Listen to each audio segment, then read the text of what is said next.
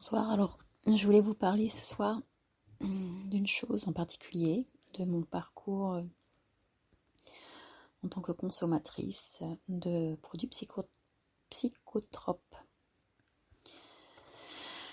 Alors déjà, je sais pas pourquoi, je me souviens quand j'étais adolescente d'avoir eu un genre de pressentiment comme ça, qu'un jour j'allais vivre ça, cette vie de droguée. Je savais absolument pas ce que c'était la drogue, ni comment ça s'appelait, ni à quoi ça ressemblait. Je savais que ça existait. C'est tout. Et j'avais ce pressentiment-là. Et alors, étant adolescente, j'ai jamais été attirée par la cigarette. Certes, quand j'avais 4 ans, un jour, j'ai demandé à ma mère c'est comment de fumer voilà. Elle m'a dit bah tiens. Bon, je voulais savoir quel goût ça avait. Elle m'a dit tiens, tu veux essayer. Donc j'ai tiré une latte et bon bah voilà. Je crois que ça m'avait vaccinée. J'ai jamais été tentée par la cigarette. Et ni par l'alcool, ça m'intéressait pas. Même à l'adolescence, vraiment, pas du tout, du tout, du tout. La seule chose à un moment donné qui m'avait intéressée, c'est le cannabis. Et en fait, le cannabis, moi j'ai commencé vraiment à en fumer par moi-même lorsque j'avais peut-être 24 ans. C'est-à-dire que avant ça, je m'étais mariée et j'étais déjà attirée par ça, le cannabis. J'avais fumé une fois ou deux avant ça. Et même si j'avais pas ressenti grand-chose, franchement, je saurais pas vous dire pourquoi, j'étais attirée par ça. Et mon mari, lui, était absolument contre ça. Et mon envie de fumer n'était pas assez forte pour que je le lui impose, ou en tout cas pour que je tente de lui imposer une femme qui fume. Et en fait, quand on s'est séparés et que je me suis retrouvée à vivre seule, ce qui avait été mon choix, là, enfin, j'ai pu fumer comme je voulais. Et du coup, je me suis mise à fumer comme ça. Un petit peu. Et rapidement, en fait, je me suis mise avec un garçon qui avait été mon premier petit ami quand j'avais 16 ans. Petit ami, c'est un bien grand mot. Et en fait, quand on s'est remis ensemble, quand j'avais donc 24 ans, très vite il est devenu hyper violent. Et donc pendant 1 an et demi, j'ai vécu une relation violente, psychique et physique. J'ai vécu une dépression. Je savais pas ce que c'était, ni de près ni de loin. Je savais pas ce qui se passait. Ce sont mes amis qui m'ont dit c'est une dépression.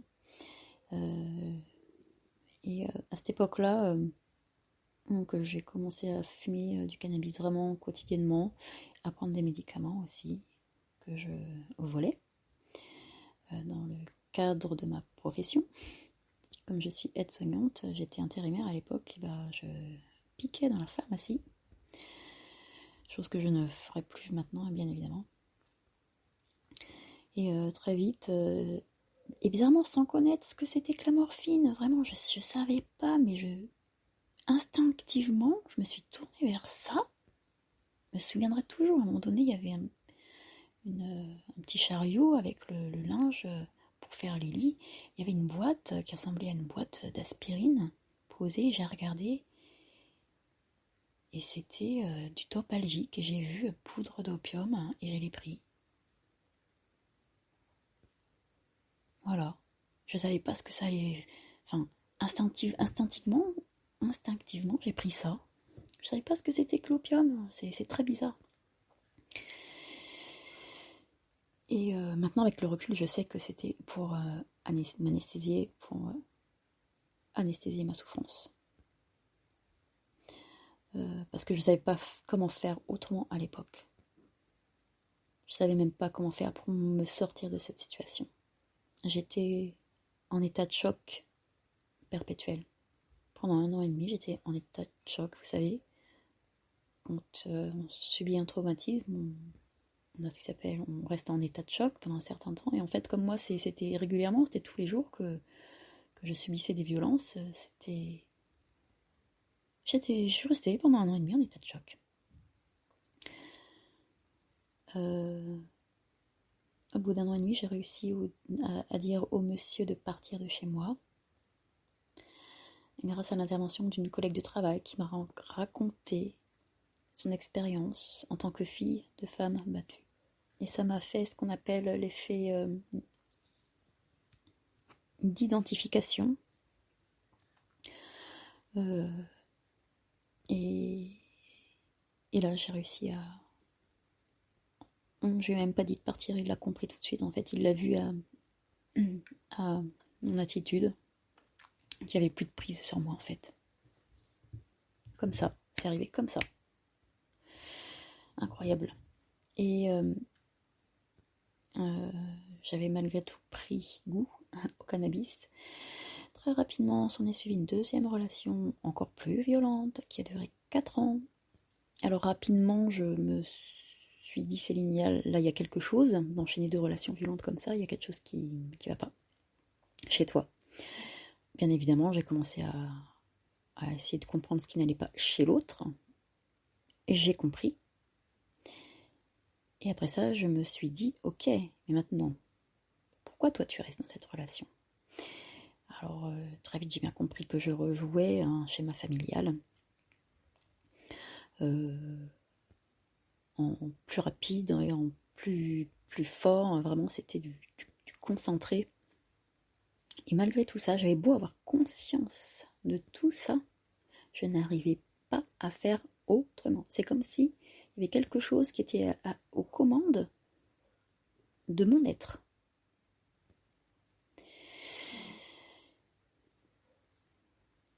Quand cette relation s'est terminée, je me suis mise avec un garçon que j'aimais beaucoup, que je connaissais déjà. Nous sommes restés 2 ans ensemble.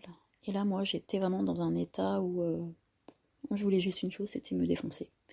Vu ce que je venais de vivre là ces dernières années, j'étais tellement fatiguée, tellement fatiguée. Voilà. Et donc c'est là que j'ai commencé à toucher à, je vais pas dire toutes les autres styles de drogue, mais pas mal. Donc voilà, LSD, même si j'aimais pas ça, j'en ai quand même pris. LSD, MDMA, les coke, les extasies, et le seul truc que j'ai vraiment aimé, c'est l'héroïne. Alors l'héroïne, j'en ai pas pris pendant tellement longtemps parce que ça m'a fait hyper peur, parce que je voyais que je devenais dépendante très rapidement. Et bien évidemment, quand j'ai voulu arrêter, ça a été trop tard. Hein. Et du coup, je suis allée voir un médecin généraliste qui m'a prescrit un médicament de substitution que j'ai pris pendant 2 ans. Je diminuais les doses chaque mois. Parallèlement à ça, pendant toute cette période-là, je sortais beaucoup. J'ai pris goût au fait de boire en soirée. Pas énormément, hein. Un petit peu, mais j'y ai pris goût. Alors qu'avant, vraiment, je détestais ça. Enfin, ça ne m'intéressait pas. C'est même pas que je détestais ça, ça ne m'intéressait pas. Quant au cannabis, je continuais d'en fumer. J'ai eu une petite période où j'avais arrêté, et puis très vite, quand ma mère est tombée malade, j'ai recommencé à fumer. Voilà, c'était la façon dont je répondais au mal-être, en fait. Et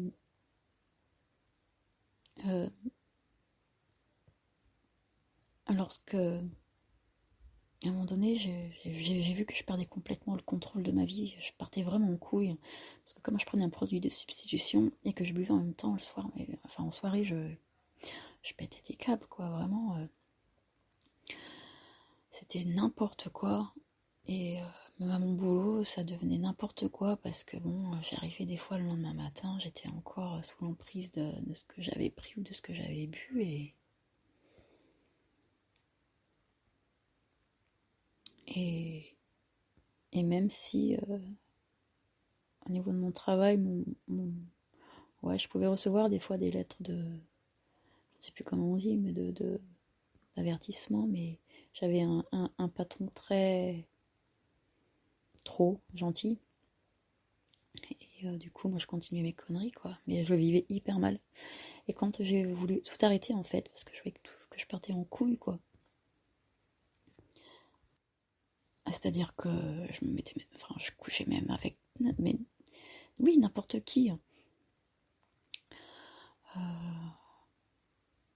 Enfin, c'était n'importe quoi, vraiment. C'était. Et d'un coup, j'ai arrêté en fait quasiment en même temps, donc le shit, la cigarette, parce que je m'étais mise à fumer la cigarette. J'ai arrêté en même temps donc de prendre mon médicament de substitution. Et c'est vrai que parce que j'étais arrivée à la dose ultime, quoi, au plus petit dosage, c'est-à-dire celui après quoi bah, je ne pouvais plus rien prendre comme, comme dosage plus petit, du coup je prenais plus rien. Et là j'ai eu un effet rebond en fait, auquel je ne m'attendais pas. Je pensais que j'allais enfin être libérée de tout ça, parce qu'en même temps que j'arrêtais tout ça, je m'étais dit j'arrête de sortir, j'arrête de côtoyer mon ex, j'arrête de côtoyer tout ce petit monde. Voilà, je me suis coupée de tout le monde, mais en fait, en même temps de me couper de tout le monde et que j'ai arrêté, en même temps que j'ai arrêté le produit de substitution, et ben moi je me sentis hyper mal avec cet effet rebond. J'étais en état de manque en fait. Je sais maintenant, parce qu'avant j'étais assez irresponsable à ce niveau-là, et d'ailleurs même mon médecin, parce qu'il m'en a pas parlé, je sais qu'il est bien plus difficile de se sevrer du médicament de substitution que du produit même, que l'héroïne. Donc je vous raconte pas, je sais pas pour ceux qui ont connu ça, vous voyez certainement de quoi je parle. Pour les autres, et ben en fait, j'avais des crises d'angoisse ultimes. Je connaissais pas ça, j'avais jamais connu ça avant. Je faisais des cauchemars où il y avait le diable derrière ma porte et j'ai essayé par la simple force de mon esprit de lui dire de partir et je finissais par partir, mais c'était horrible. Et je supportais plus mes patients. Moi qui adorais mon métier, j'y arrivais plus. J'ai fini par être envoyée. Et le truc, c'est que avant d'être envoyée, j'avais commencé en fait à trouver quelque chose pour me soulager, pour calmer mes états de manque en fait et mes angoisses. J'avais été voir mon médecin pour lui demander de me prescrire un anxiolytique pour faire la petite transition en fait. Il a refusé en prétextant le fait que, alors je vous le dis tel qu'il me l'a dit, il m'a dit vous allez certainement pas devenir accro à un produit à la place d'un autre. Je comprends dans l'idée, mais ça se passe pas comme ça dans les faits. Il pouvait pas. En fait, il m'a laissé comme ça.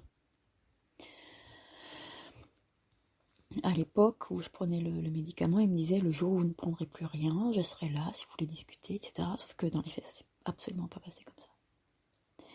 J'étais très mal suivie, et bon, après c'est ma faute, hein, c'est moi qui étais complètement irresponsable. Hein. Et donc j'ai trouvé le moyen, j'ai trouvé mon anxiolytique, et je me suis mise du jour au lendemain à boire 2 bouteilles de vin par jour. Alors sur un petit gabarit comme moi à l'époque, donc je pesais 44 kilos pour 1m60. Donc je raconte pas quoi.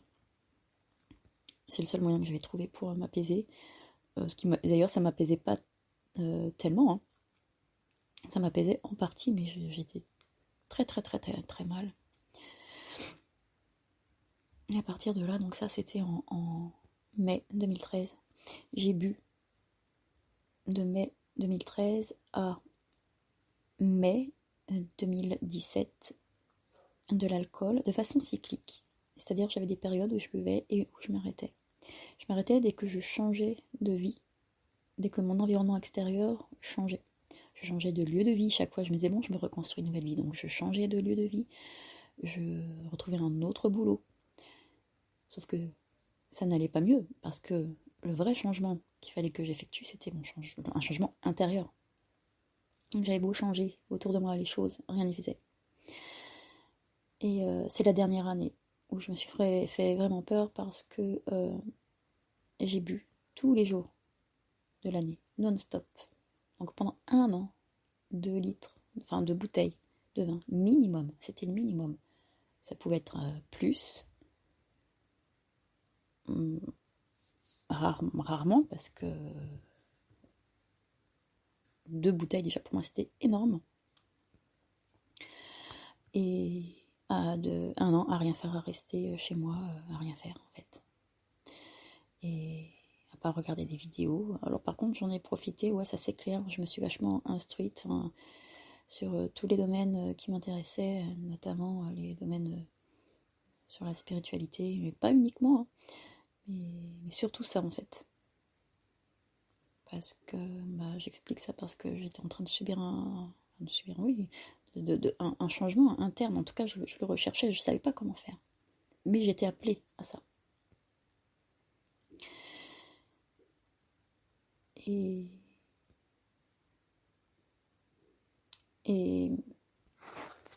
pendant cette dernière année, mon dernier petit ami en date, nous étions quittés en 2012, nous étions restés à sortir ensemble le soir, le week-end, voire en semaine jusqu'en 2013, là où moi j'ai décidé d'arrêter de voir tout ce petit monde-là en fait.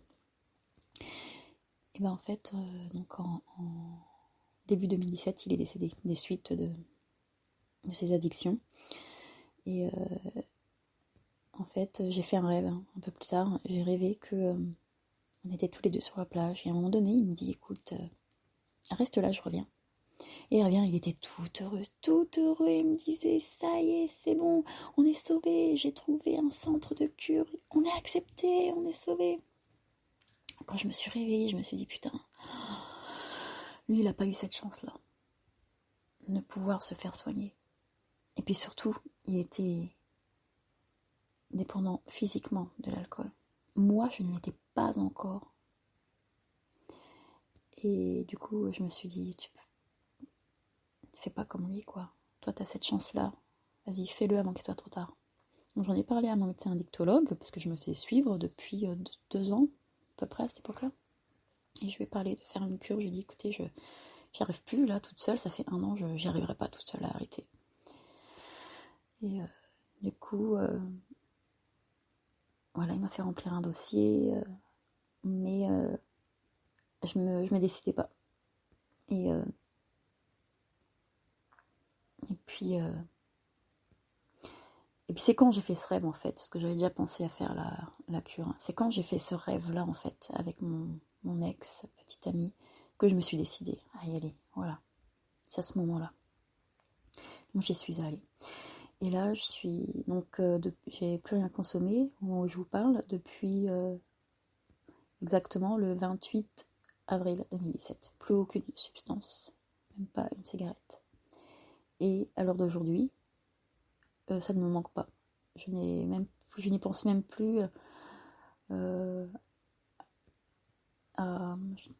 je me dis même plus quand je suis pas bien, oh là là, enfin je ressens plus l'envie.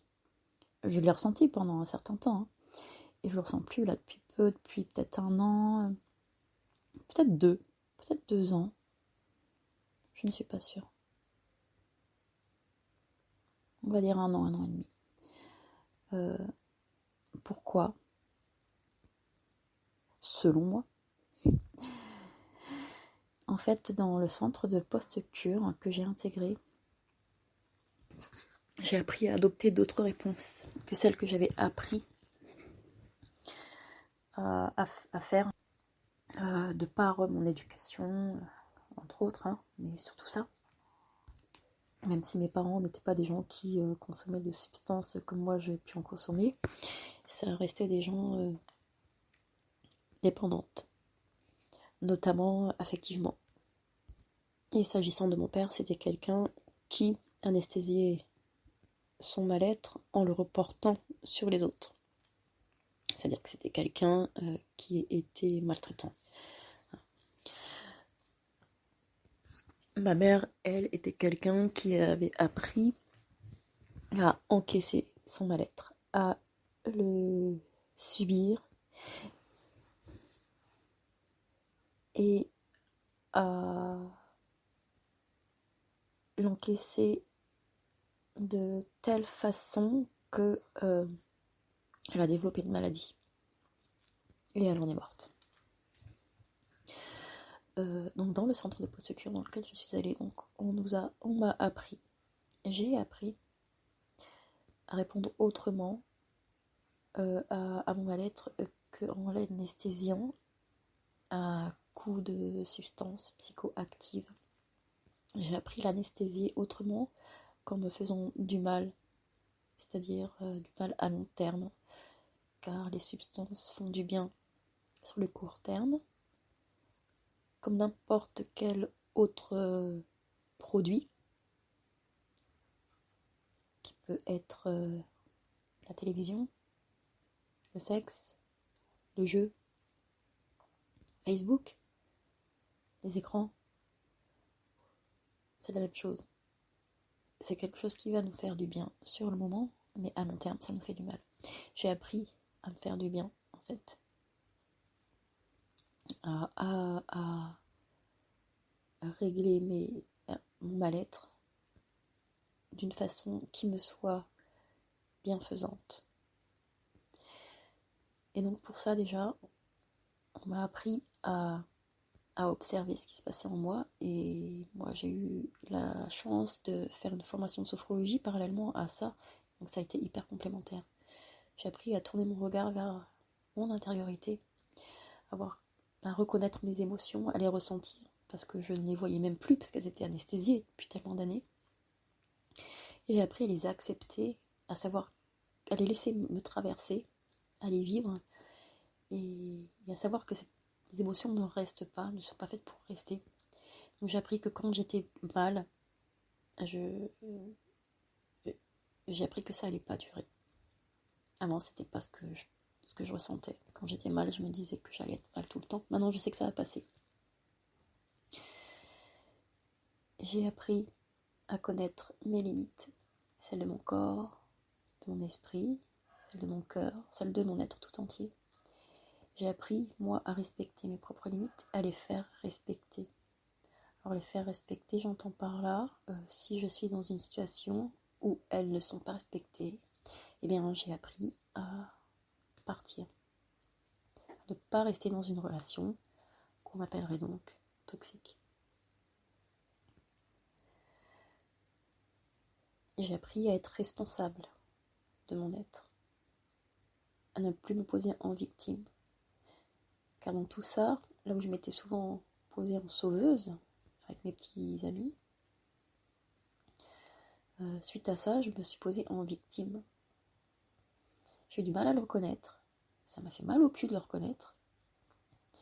Et j'ai pu le reconnaître grâce à un outil très précieux qu'on m'a appris à utiliser. C'est l'effet miroir. C'est-à-dire, l'autre peut te faire voir les comportements que tu adoptes inconsciemment. Et grâce à ça, en fait, j'ai pu m'apercevoir de certains comportements que j'adoptais sans m'en rendre compte. Alors là, j'étais sciée. Et en fait, c'est le cerveau en fait qui prend l'habitude d'emprunter des chemins tout fait. Parce que c'est plus facile et puis parce que c'est connu. Voilà, tout simplement, c'est même pas parce que c'est plus facile, parce que c'est connu. Et il y a une fois notamment où je me suis surprise à ça, je me suis dit c'est pas possible. Et je me suis dit pourquoi. Et j'ai vu qu'en fait mon cerveau empruntait un chemin connu parce que c'était un chemin qu'il avait appris à prendre dans ma relation avec mon père, qui se répétait. Et j'ai réussi à m'en libérer en m'observant comme ça, en observant mes comportements, mes réactions. J'ai appris à faire autrement. J'ai appris, et l'effet miroir aussi, ça sert à être attentif au ressenti de l'autre. Grâce au ressenti de l'autre, on peut voir ce qu'on projette en fait, et qu'on n'a pas forcément envie de projeter. Il y a des projections dont on ne se rend même pas compte. On peut paraître comme quelqu'un de froid, quelqu'un qui met les gens à distance, grâce à cause de certaines choses qui nous appartiennent, mais on peut s'en débarrasser si on a envie de, comme ça a été mon cas, d'aller vers l'autre. Et quand l'autre m'a dit, quand l'autre avec un grand A m'a dit, Céline, tu te victimises, comme je disais, ça m'a vraiment trouvé le cul. Et du coup, j'ai réussi à sortir de ce schéma-là. Et j'ai réussi à sortir de ce qu'on appelle le triangle de Karpman. Et c'est à cette époque-là que j'ai connu cette notion-là, parce que j'ai fait des recherches donc, sur Internet, comment faire pour se sortir de cette victimisation. Et je suis tombée là-dessus, et c'est complètement génial. Et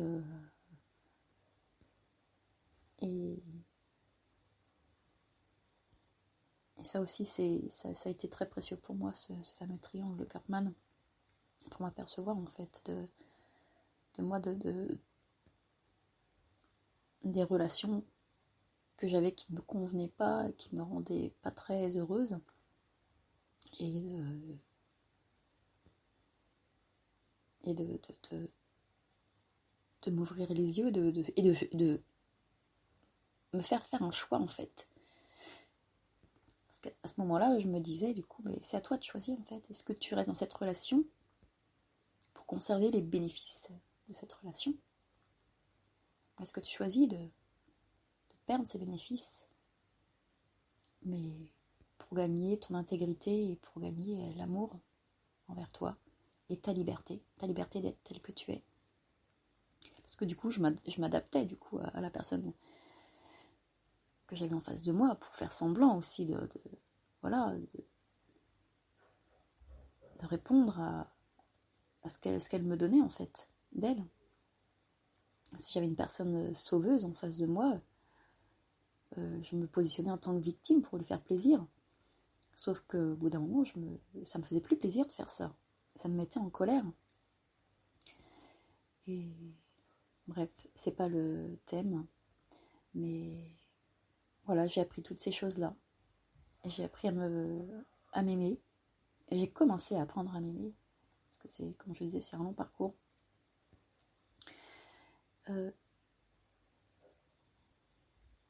J'ai appris à faire des activités qui me font du bien. J'ai appris à être bien dans l'instant présent. Des fois, je suis pas bien. Hein. Je dis pas que je suis tout le temps bien, c'est faux. J'ai des passages, j'ai des cycles, mais maintenant je sais que c'est la vie, c'est comme ça. C'est pour tout le monde pareil. Parce que on évolue grâce à ces moments où on n'est pas bien. Si on était tout le temps bien, on n'évoluerait pas.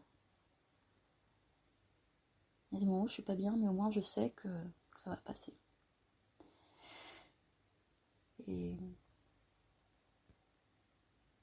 voilà, je crois que mon témoignage là est terminé. Je crois que j'ai à peu près tout dit. Voilà donc pour mon parcours de produits psychoactifs dans les très grandes lignes. Et voilà, et du coup, comme je disais, je n'en consomme plus, je n'en ressens plus le besoin, plus l'envie. J'arrive à faire autrement pour faire passer mon mal-être. Et d'ailleurs, un des outils aussi pour faire passer le mal-être, c'est l'acceptation. Comme je vous disais, des fois c'est comme ça.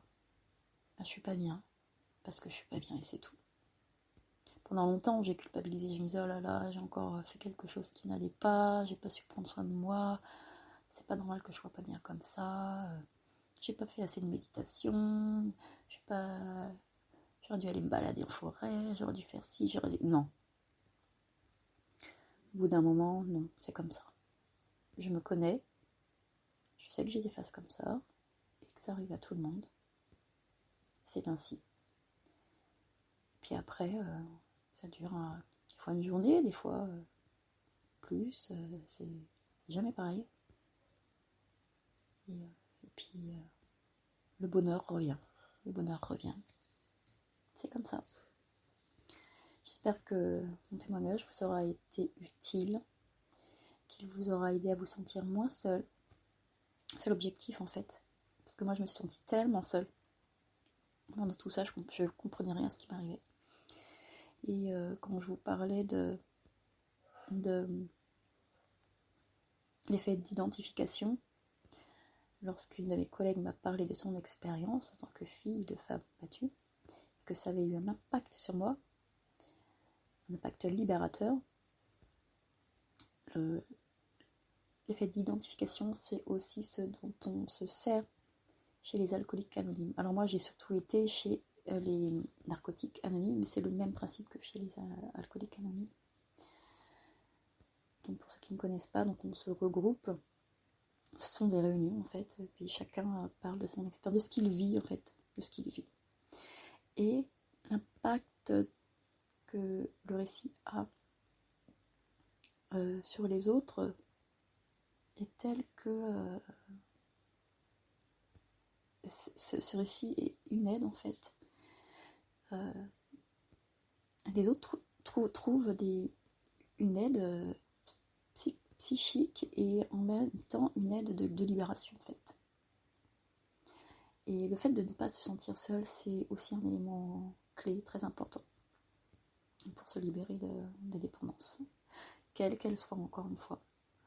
Selon moi, et c'est pas uniquement selon moi, toute dépendance, qu'elle soit, comme je l'ai dit, aux écrans, au sexe, aux relations aussi, hein. Il y en a, ils ont besoin d'être tout le temps entourés, ou besoin tout le temps d'être au téléphone.